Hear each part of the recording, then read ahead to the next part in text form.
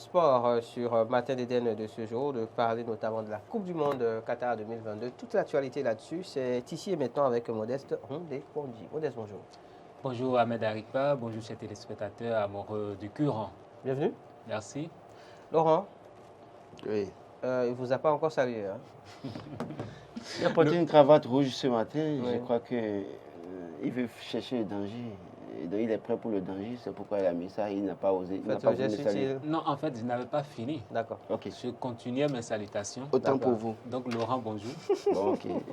Mon jeune frère. comment ça va? Appelez à saluer votre doyen. Vous entendez Appelez à Non, saluer je votre suis pas son doyen. doyen. Nous sommes l'aîné. Vous entendez ce qu'il dit? Attention, faut Mon pas jeune me faire frère, de- bonjour. Allez, est-ce que Laurent a suivi l'impact d'hier?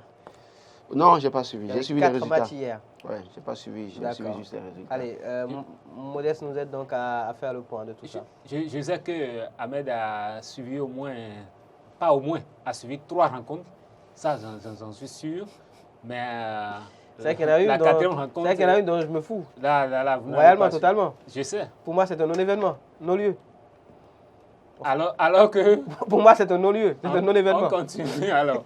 Alors rapidement, hier, chers téléspectateurs, nous avons eu droit à 4 rencontres. Oui. Comme d'habitude, 2 rencontres à 16h et puis 2 autres à 20h. Mhm. Déjà, l'entame, c'est l'Australie qui joue le Danemark. Et là, l'enjeu était que les Australiens ne perdent pas ce match afin de pouvoir maintenir leur position pour la qualification. Oui. Par contre, il faut impérativement une victoire des Danois afin d'embrouiller un peu la carte en ce qui concerne les qualifications. Mais les Australiens ont été quand même réalistes et ont su maintenir la pression sur ces Danois-là jusqu'à obtenir l'unique but de la rencontre, ce qui leur a permis quand même de finir deuxième de ce groupe-là derrière la France déjà qualifiée. Et puisqu'on parle de la France aussi a joué hier face à la Tunisie, une équipe de France déjà à l'entame du jeu en première partie, on va dire une équipe remaniée. Parce que Oui, Didier c'est Deschamps carrément a l'équipe B. carrément Oui. fait tourner son Oui, effectif 8 nouveaux joueurs. hein. afin de voir les potentialités de son banc. Et il n'a pas manqué quand même de voir ce que... De le regretter. De regretter, on va dire, parce que les Tunisiens ont remporté ce match-là par le score étriqué d'1-0.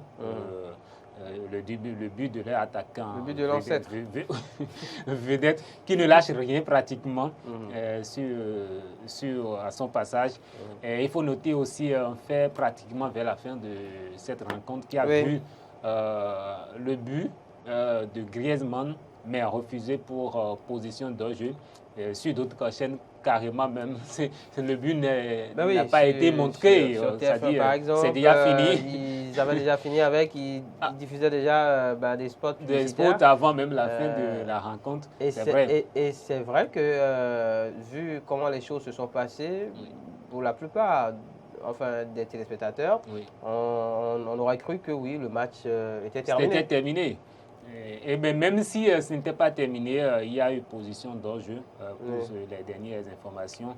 Mais cela n'avait pas empêché la France de porter recours devant la FIFA. Justement, la France donc, ça. Encore que, qui entend remettre en cause cette victoire donc, de la Tunisie et obtenir le match nul. Le match nul. Voilà, pourquoi pour valider pas, le but de Griezmann, on verra bien. Mais étant donné que ça ne change pratiquement rien Ben dans le classement, pour la suite, ça ne change rien. Mais pour le palmarès, pour les statistiques, le football, tout ce ça. sont des chiffres. Et être invaincu en poule, c'est quelque chose c'est aussi. important. Voilà. Et de l'histoire d'ailleurs de toutes les compétitions, en tout cas officielles, la Tunisie n'a jamais battu la France. Et donc il faut bien pouvoir garder, on va dire... Mais en amical, ils ont quand même pris le en amical, dessus. Oui. En amical, oui, mais en match officiel, jamais. En match officiel, voilà, donc c'est la première fois. Donc c'est aussi une certaine victoire pour la Tunisie. Tout à fait. Allez, nous allons évoluer et voir les deux autres rencontres de la journée. La rencontre, celle-là. Celle du soir. Celle-là, je vais commencer par... Parlons de la plus importante. La plus importante, non, c'est normal, c'est cette rencontre-là entre la Pologne et l'Argentine. Pour vous? Non, mais Pour vous, c'est la plus importante. Notamment pour Ahmed et pourquoi pas aussi mais non, pour tout le monde. Pour Marcel, le réalisateur. Non, pas pour Marcel. Peut-être. Pour tout le monde. Parce que je sais que la journée d'hier, les rencontres contre France-Tunisie, Danemark-Australie, ça n'attirait pas autant de monde. Les gens comme vous. Non, je vais finir de m'expliquer. Ça n'attirait pas autant de monde que cette rencontre contre la Pologne et l'Argentine.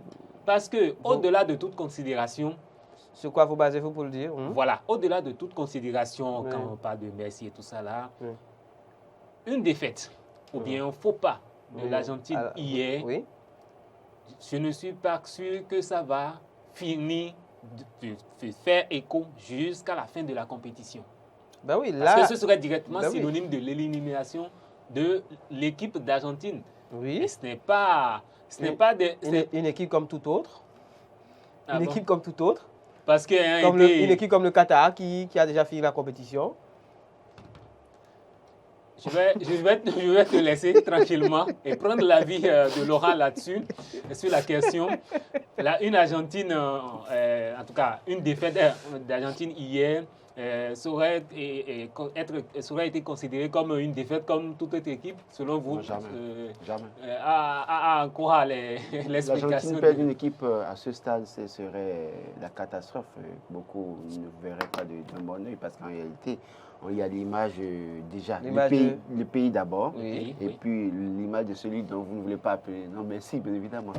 Et puisqu'on parle de merci, je sais très bien, jusqu'à la première partie du jeu, je sais très bien que la joie, par exemple, en tout cas, des amoureux de Curon comme Ahmed, surtout Ahmed, serait en extase au moment où Messi avait raté son penalty, alors que l'Argentine dominait le jeu. Et ce but aurait été marqué que la physionomie du jeu allait changer depuis la première partie, mais ça n'a pas été le cas. C'est sans compter sur ce gardien polonais qui a félicité quand même parce qu'il a fait son match hier. Il a arrêté pas mal de vérités offensives. Il a arrêté pratiquement toutes les tentatives de Messi hier. N'eût été les autres attaquants de l'Argentine, qui prouvent d'ailleurs que l'Argentine, ce n'est pas que Messi. C'est une équipe qui est joueuse, c'est une équipe qui a de potentiel en attaque et approuvé par les buts de McAllister hier sur le premier but d'ailleurs, et puis de l'Alvarez en second, et le deuxième but de l'Alvarez, ce qui a porté l'Argentine sur le podium en première place. Vous imaginez quitter la dernière place pratiquement jusqu'à la deuxième journée. L'Argentine était le bon dernier de ce groupe-là, et qui finit premier devant la Pologne. La Pologne qui, tout du moins aussi est qualifiée malgré leur défaite hier parce que le Mexique a fait le job face à l'Arabie Saoudite, 2-0 également. 2-1 plutôt face à l'Arabie Saoudite dans l'autre rencontre. Donc les résultats d'hier rapidement, nous avons Australie-Danemark 1-0, en faveur des Australiens qualifiés. Tunisie-France 1-0, une victoire qui ne permet pas aux Tunisiens de passer à l'étape suivante. Victoire contestée jusqu'à présent? Jusqu'à présent. La France? Et puis Pologne, Argentine. On se croirait dans une élection en Afrique?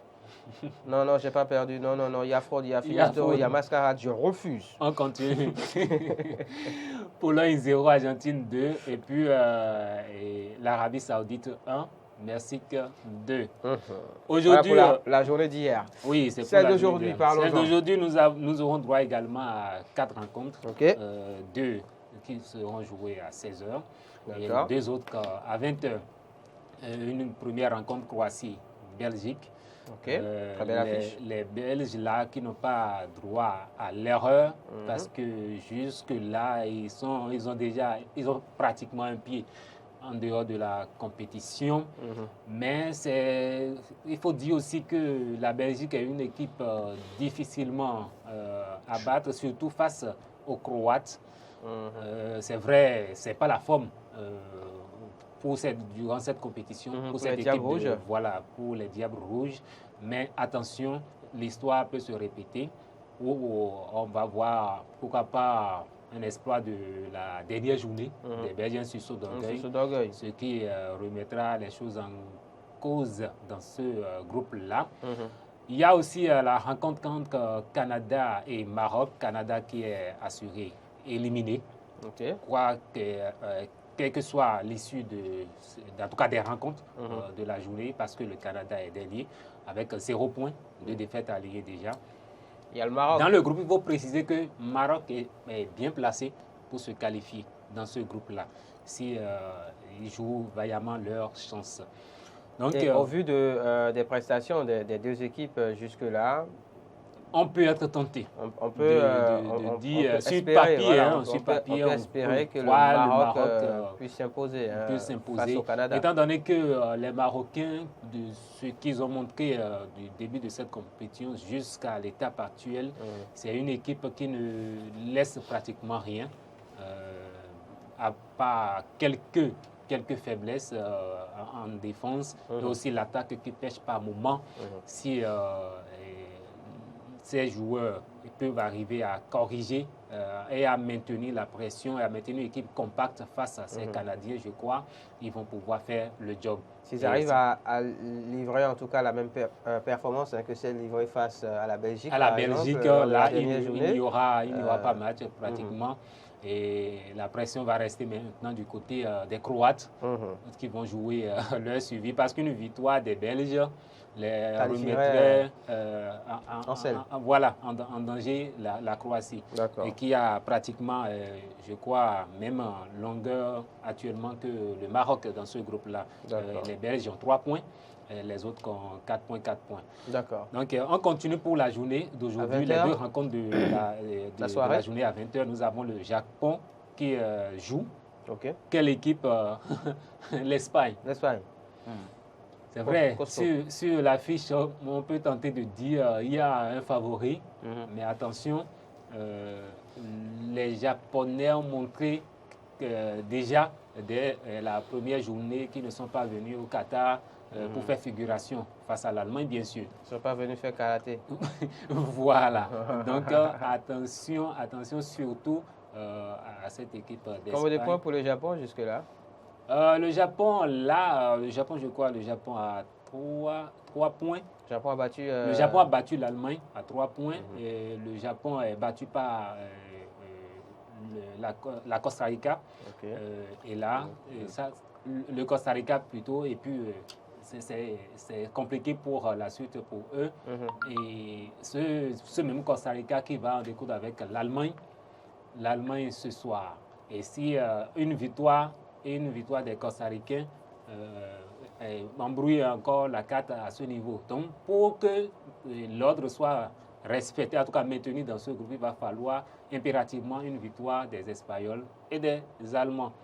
Les Allemands qui jouent donc aussi à 20h face au Costa Rica. Au même heure que les deux autres rencontres. Voilà donc les 4 rencontres du jour. Pronostic, Laurent? Je n'ai pas fait pronostic. Pas de pronostic? Non. Le Maroc joue tout de même. Pardon? Le Maroc joue tout de même. Écoutez, à 16h. Ouais. Et après? Vous ne voulez pas vous prononcer? Non. Bon, si on laisse prononcer, qu'aurait vous souhaitez en tout cas, auriez-vous souhaité une suite favorable pour les Marocains ou bien, tout comme les Tunisiens, qu'on verra les Marocains rentrer, c'est ça? Non, c'est tout souhait que de vouloir que les Marocains gagnent au cours de cette compétition pour qu'on puisse savoir qu'il y a plus d'équipes africaines qui continuent dans la compétition dans une certaine mesure. Maintenant, écoutez, les réalités sont tout autres, donc on leur souhaite bonne chance, tout simplement, sans faire le pronostic. Je vous explique ce qui se passe. Oui. Il s'est remis à jouer et il a interdit quand il joue de faire des pronostics. Autrement, ça porte la poisse. D'accord. Il faut que les gens comprennent. Jouer quoi? Il faut que les gens comprennent ce qui se passe. Voilà. Un dernier point. Jusqu'à l'étape actuelle, pour les pays qualifiés pour les 8e de finale, on peut déjà parler des rencontres en vue pour Sénégal, Angleterre. Oui, Sénégal-Angleterre, la France joue la Pologne. Et il y a le Pays-Bas qui joue les États-Unis. Et puis l'Argentine, Australie.